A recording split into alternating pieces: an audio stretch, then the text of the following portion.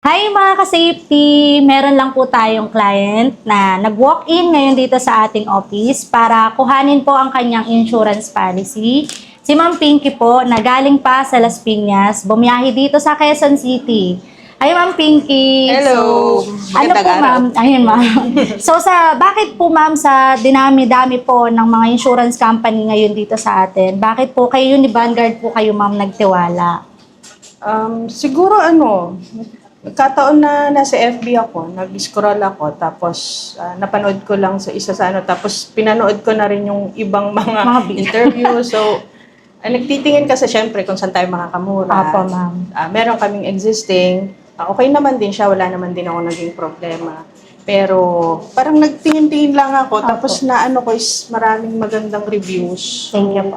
Na curious lang ako. Tapos hanggang sa nag-inquire na rin ako, maayos naman yung kausap.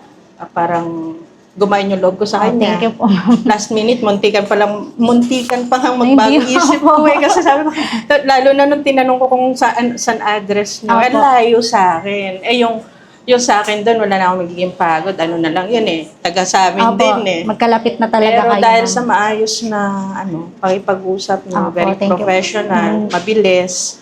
Hopefully, ito yung start natin. Yes, ma'am. Thank you so much po. Ayan. So, ayun guys, sana po, nakatulong din po sa inyo itong video na to para mag-avail po dito sa amin.